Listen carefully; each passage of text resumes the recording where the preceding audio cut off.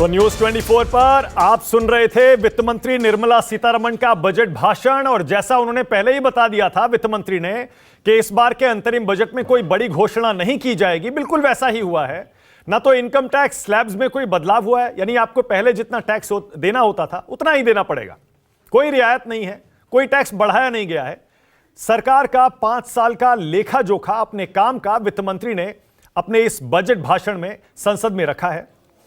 छोटी मोटी घोषणाएं जरूर हैं, लेकिन अपने बयान के मुताबिक कोई बड़ी घोषणा इस बजट के भाषण में नहीं की गई है। वित्त मंत्री निर्मला सीतारमण ने कहा मिडिल क्लास को 7 लाख तक वैसे भी कोई टैक्स नहीं देना होता है, लेकिन इस बार उन स्लैब्स में कोई बदलाव करने का सरकार का इरादा नहीं है।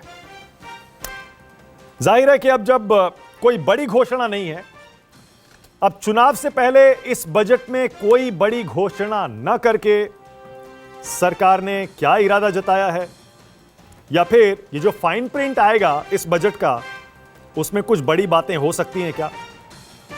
मेरे साथ अब आज पूरा दिन न्यूज 24 पर आप एक्सपर्ट्स को देखेंगे, इस बजट का बारीकी से वो विश्लेषण करेंगे, आपको बताएंगे आपके लिए इस बजट से क्या निकला।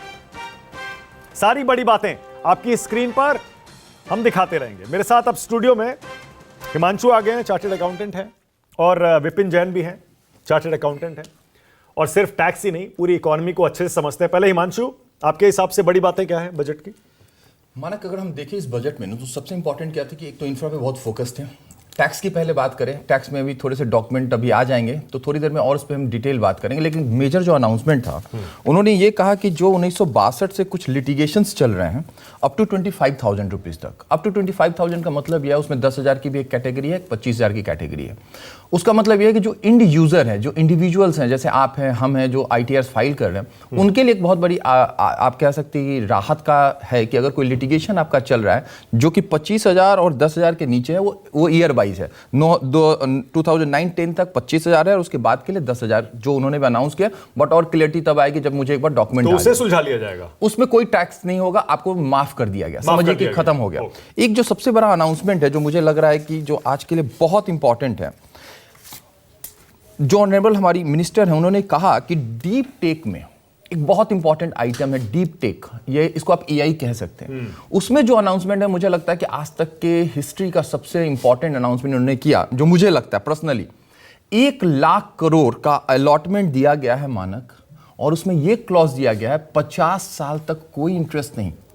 यानी स्टार्टअप कल्चर को बढ़ाने के लिए स्पेशली AI में आर्टिफिशियल इंटेलिजेंस, और उसमें भी एक क्लॉज दिया गया, कहा गया कि अगर डिफेंस में है तो 0 मतलब आपका ये होगा, इंटरेस्ट रेट होगा।